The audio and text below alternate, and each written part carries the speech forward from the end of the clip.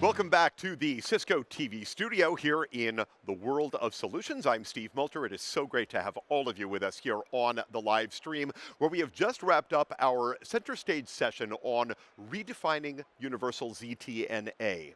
Security, resilience for all of your users, all of your things. We had Barbara Bratti here with us. We heard from Cisco experts. We heard from customers on the way that Cisco is delivering granular security controls that can be enforced across both private and public traffic.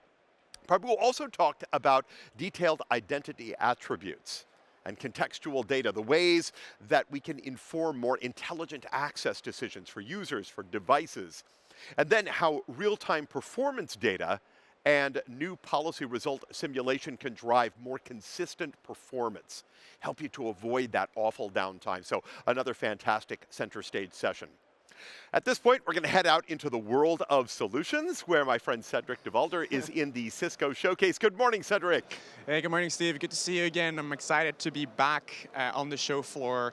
It's been a great day already. Loads of people are coming in, but I'm very interested and excited to learn more about security. As you know, it's a really important topic in this age of AI and so on. And I'm very pleased to be joined by my good friend Neil Patel, who is one of our engineering product managers at Cisco.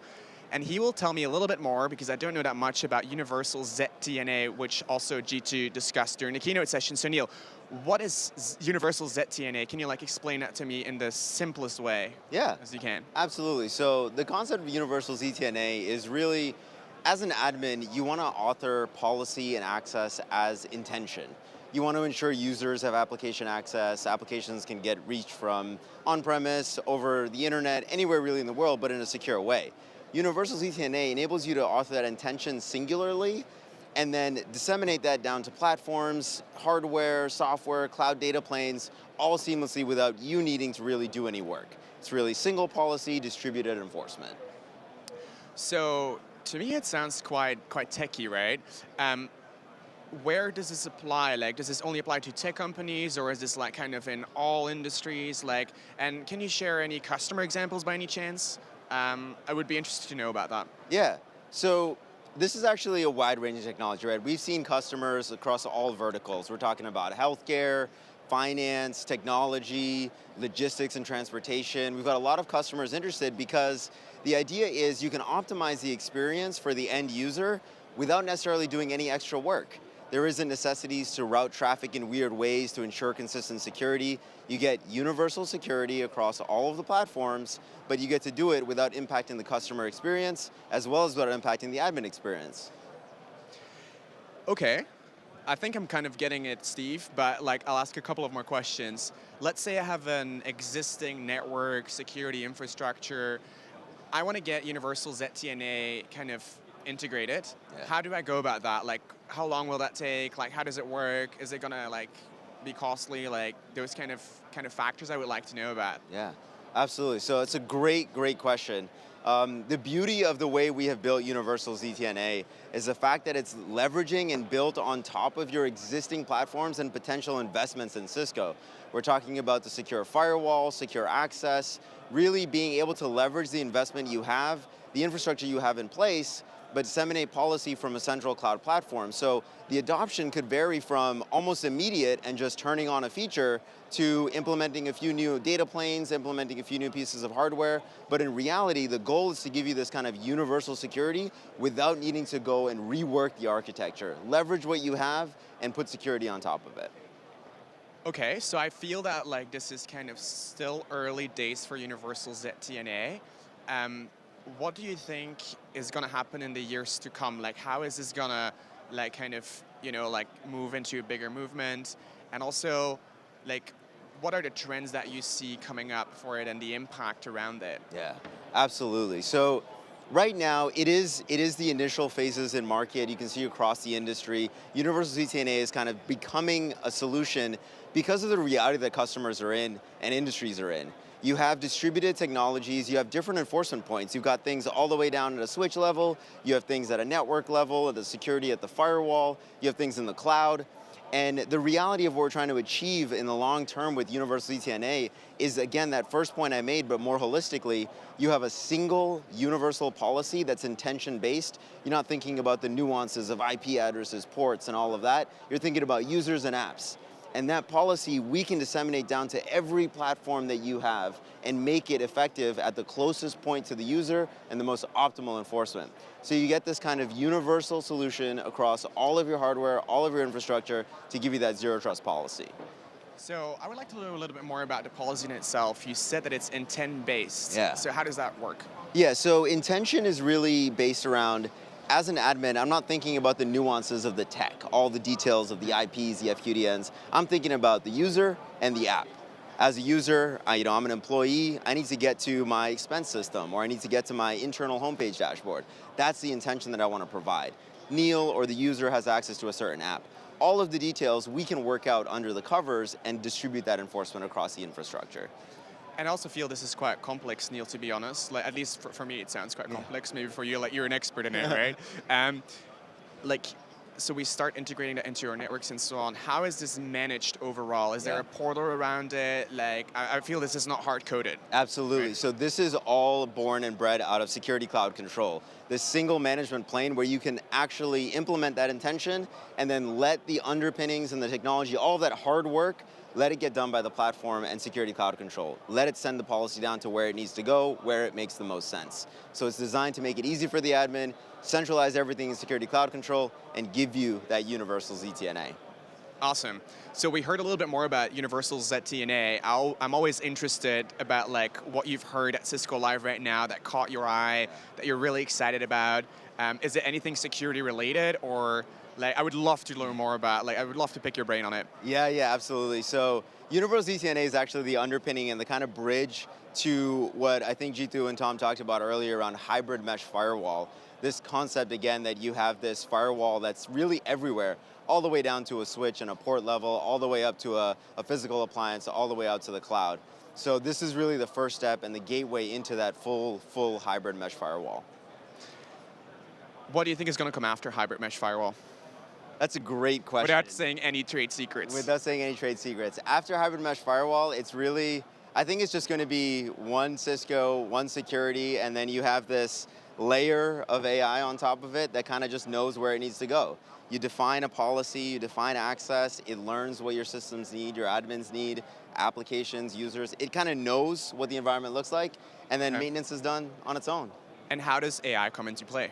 Yeah, it's in both fronts of managing and making operations easier, as well as doing the security and the enforcement, learning patterns, learning how traffic is being passed, and then applying security and policy automatically. So basically, the AI would be like scanning your network, really understanding what's happening with traffic, like how users are basically working with the endpoints, and then it becomes easier for IT administrators to basically, it becomes more of a preventive kind of thing, rather than like correcting it after something like happened. Self-healing network. It's a self-healing network. Yeah. I think that's pretty cool. Do you know if there's anything more to explore here around the security? Like, if I have a little bit of time later, what do you think I should come?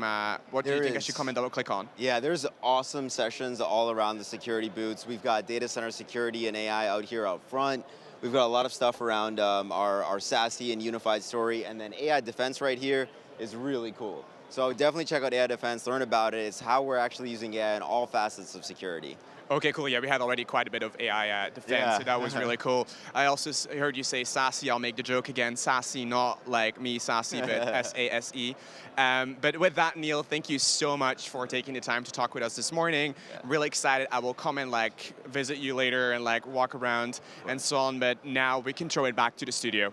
Thank you so much, Cedric. I'll just follow up. Nobody's quite like you, Sassy, when it comes right down to it. So thank you for a great interview with Neil. I appreciate it. Neil Patel always does such a great job with us here of helping to tell the Cisco story. And so much of it is just about getting the word out. How do we get people to know and to understand what is available to them, what we've got here in the world of solutions, what we're able to bring to you, to your organization, to your network, to be able to go beyond. And we'll keep talking about that go beyond theme. Let's talk a little social media. We haven't mentioned that in a while. Hopefully you are at your workplace, you're at home, you're in transit, sitting in an airport, whatever it happens to be. Maybe you're at a restaurant eating some good food, and you're tuning in on the broadcast. be a part of what it is that we're doing here in Amsterdam at the event. The way that you do that, grab a screenshot, post a comment, a thought, an idea, a moment of inspiration. Maybe you can re-quote somebody that you hear in one of our sessions. Whatever you want to post up, Kathleen Mudge and our social media team are out here. We want to hear and see all of it. They will respond to every one of your comments. Just please make sure that you use hashtag Cisco Live EMEA or at Cisco Live EMEA so we can see that post and we can make you a part of the fun of everything that is taking place right here. We're going to continue the conversation around Zero Trust, and we're going to set it all up with this video. Take a look, and I'll see you right here on the other side. I'm Derek Shaw. I'm the CIO and CISO for H.B. Fuller. We have almost 8,000 employees, and those employees could be working from a hotel. They could be working from a restaurant, from an airplane, from anywhere. I'm Alan Anderson, the Director of IT Infrastructure Engineering at Swire Coca-Cola, one of the largest, most recognized brands in the world. We've got a workforce of over 8,000 employees spread across 56 offices in 13 states. Our network is wherever our employees are, whether that be on an airplane traveling between sites or out on the road with our truck drivers, our merchandisers. Jack Clutch is Senior Director for Enterprise Information Security. We've got well over 130,000 users, whether those are full-time or contractors. We've got hundreds of thousands of devices. We've got millions of sensors. It's a really complicated world. Hackers are no longer just hacking their way into systems. They're using stolen credentials. We need solutions that allow us to verify and validate the behaviors of the users. To me, authentication and access are two sides of the same coin. They can't be thought of separately. The easiest way for an attacker to get in is to steal someone's credentials, unlock the door. We have multiple IDPs in our environment for both our users as well as our customers. Each one of those has really interesting telemetry and data that we need to mine to really understand the behavior of those users. You can't trust a username and password combination is the person that you think it is. We really have to focus on what we do to guarantee that the person who's using the username and password is the actual person that is supposed to be using that username and password. When we think about overlaying zero trust concepts into the IoT space, we leverage our ICE technology to profile those devices, segment those off from the network. For example, a connected light bulb should never be reaching out to Amazon. The employee experience matters a lot to us, but also the IT experience. We have technology that when we first implemented had a core set of functionality and features, and over time, vendors have tried to add additional things to adapt to the way the world operates today. And that has made that technology much too complicated to administer and to maintain. We've got to find solutions that are easier to manage. One of the key pieces that I always talk to my employees about is simplify, standardize, and automate. The Cisco Secure Access client really embodies that by bringing so many parts and pieces into one simple client. Zero trust is not a product. Zero trust is an architecture. It's about identity, access, a response. Not many vendors are able to pull all those things together. People connect from their home, from a hotel, from an airplane, from anywhere. And we don't control that infrastructure. It's important that if we do have any type of disruption, that we can recover from it quickly. Our products are used to assemble airplanes, to assemble cars, to put roofs on new data centers. Our products are used in solar panels, in diapers, and close wounds. If we're not able to produce our products, it will impact daily life around the world. We have several production lines where we're producing the different beverages that we distribute. And each of these lines are producing 2,000 cans per minute. We can't afford to have a line go down. The majority of our outages aren't from failed hardware, but they're from changes made by the users that didn't go as planned. Having the ability to validate and verify things before implementing them is a game changer. As we apply new policy, one of the things that I would love to have is the ability to go use synthetic data to test our policies to make sure we're not unintentionally breaking anyone. It's going to allow us to do something, frankly, that no one in the industry is doing today. Success to me is when we're able to architect and engineer solutions that free up our time because they're working well all of a sudden our teams are no longer playing firefighter every day, and they're able to innovate. At the end of the day, my team's job is to help Cisco manage risk for all the systems that we run on and keep from breaking the business. We're rethinking our entire technology stack. What do we need moving forward? Making sure that the employee experience is always an exceptional experience. To make sure that we keep our technology online so we don't impact life as we know it.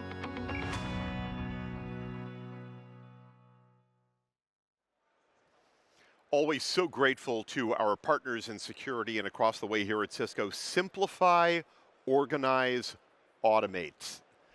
So powerful, so important. When we look at Zero Trust and how we're all just accessing our content from everywhere on every device in the world, ZTNA is just such a power piece. We're going to make a slight shift right now. We're going to head into our IT leadership session.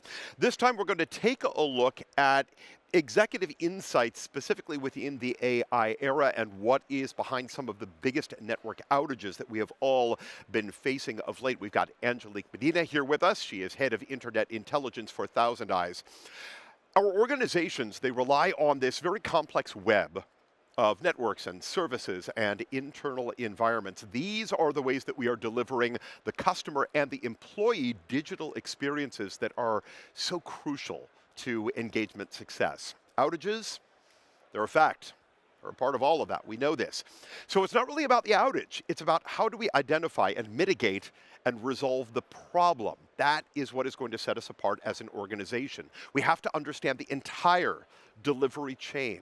We need independent visibility across all of our connecting components. So, in this session, Angelique and her team, they are going to do some real-life examples. They're going to show how analysis at scale can help us to identify where those issues are popping up, who is accountable for them, for resolving those issues, and then how and where those issues have impacted our business. So let's head out right now into the IT leadership session. We'll see you on the other side.